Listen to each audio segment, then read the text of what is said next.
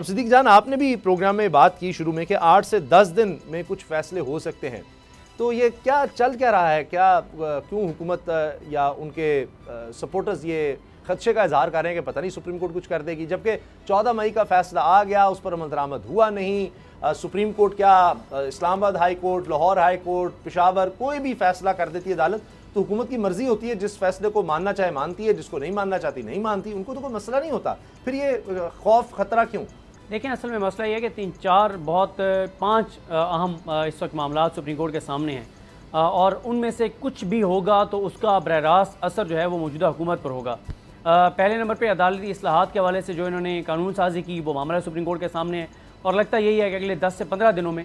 इस पर कोई ना कोई फैसला हो जाएगा। दूसरा मामला है जो है वो 14 मई के इलेक्शन वाला, जो 14 मई को इलेक्शन नहीं हुआ, अब उसके ऊपर कंटेम्प्ट होगी, क्या होगी वो भी लगता यही है कि अगले मैक्सिमम 10 से 15 दिन में कोई ना कोई उसके ऊपर फैसला आ जाएगा। तीसरा, ऑडियो लीक्स के ऊपर हुकूमत जो करना चाहती है वो मामला है। फिर हुकूमत भी ज़ाहिर लगी हुई है, उन्होंने एक पार्लिमानी कमेटी बना दी, उधर से एक और कमेटी बना दी, वो जजेस का रेफरेंस दायर करेगी, वो वाला मामला है। फिर अरशद शरीफ साहब को जो बेदर्दी के साथ कत्ल किया गया, शहीद किया गया, वो मामला सुप्रीम कोर्ट उसमें एक बात कह रही है बार बार कि इसमें आप यूएन को इन्वॉल्व क्यों नहीं करते, आप आलमी इदारों को इन्वॉल्व क्यों नहीं करते, और हुकूमत पूरी तरह डटी हुई है, जोर लगा रही है कि जनाब हम जो है वो यूएन को इन्वॉल्व नहीं कर सकते, हम आलमी इदारों को इन्वॉल्व नहीं कर सकते, कीनिया नाराज़ हो जाएगा हमसे। और ऐसे शो कर रहे हैं, हुकूमत ये तासुर दे रही है कि जैसे कीनिया सुपर पावर है, और हमने अगर कीनिया को नाराज़ कर दिए तो पता नहीं वो पाकिस्तान के ऊपर हमला कर देंगे, और पता नहीं वो नाराज़ हो गए तो हमारी कोई उधर को एक्सपोर्ट्स बहुत ज़्यादा है, हमारी इकॉनमी बैठ जाएगी, को बहुत बड़ी कीनिया कुव्वत है दुनिया की, और इसलिए हम गैर जानिबदाराना तहकीकात नहीं चाहते। हुकूमत इस पर डटी हुई है। सुप्रीम कोर्ट ये कहती है कि एक तरफ हुकूमत कहती है कि हम अगर यूएन के पास जाएंगे, आलमी इदारों के पास जाएंगे तो कीनिया नाराज़ हो जाएगा,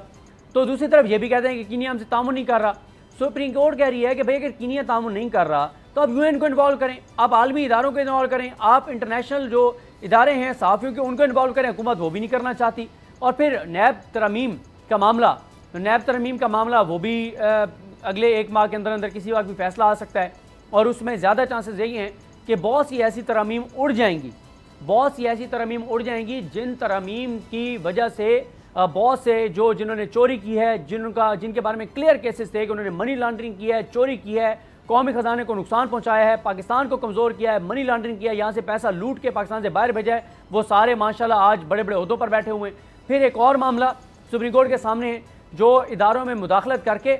जो नैब में, FIA में, और इन्होंने केसेस बंद करवाए, ट्रांसफ़र पोस्टिंग, ये सारे मामला सुप्रीम कोर्ट के सामने हैं। तो ये बहुत से ऐसे मामलात हैं जो सुप्रीम कोर्ट के सामने हैं जिस पे किसी भी वक्त कोई फैसला आ सकता है, और कोई भी ऐसा फैसला आ सकता है जो कि एक ट्रिगरिंग पॉइंट होगा हुकूमत और सुप्रीम कोर्ट के दरमियान लड़ाई को अगले और बिल्कुल ख़तरनाक फेज़ में ले जाने के लिए। तो कोई ऐसी चीज़ हो सकती है, गो कि अगर आप मुझसे पूछें तो बंदयाल साहब के दौर में जितनी अदालतें बेवकूफ़ हुई हैं, बंदयाल साहब के दौर में जितने जजेस बेवकूफ़ हुए हैं,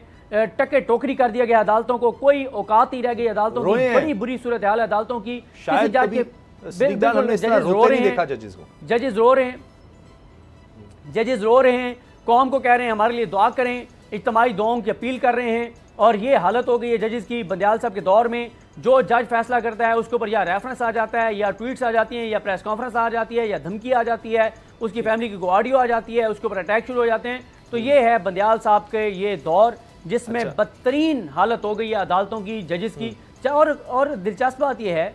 कि या खतरनाक बात यह है कि इसमें इस्लामाबाद हाई कोर्ट के जजेस भी टारगेट हुए, पेशावर हाई कोर्ट के जज साहब भी टारगेट हुए, लाहौर हाई कोर्ट के जज भी टारगेट हुए, सुप्रीम कोर्ट के जज भी टारगेट हुए, यहाँ नीचे जो एडिशनल सेशन जज भी एक टारगेट हुए, उधर से जुडिशल मजिस्ट्रेट भी टारगेट हुए। तो कोई मतलब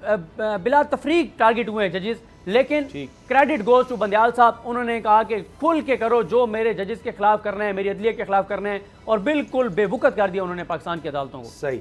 अदलो इंसाफ की बात सब करते हैं, पर हकीकत में सच के साथ निडर होकर खड़े रहने की जुर्रत नजर नहीं आती। बोल ने तश्कील दी 10 कोर्ट रिपोर्टर्स की टीम, जो केस की बेस तक जा पहुंचे। पैनल पे सफ़े अव्वल के legal experts, court round up, Neelam Arshad के साथ, सिर्फ बोल पे। सब्सक्राइब करें और बेल दबाएं ताकि कोई खबर रह न जाए।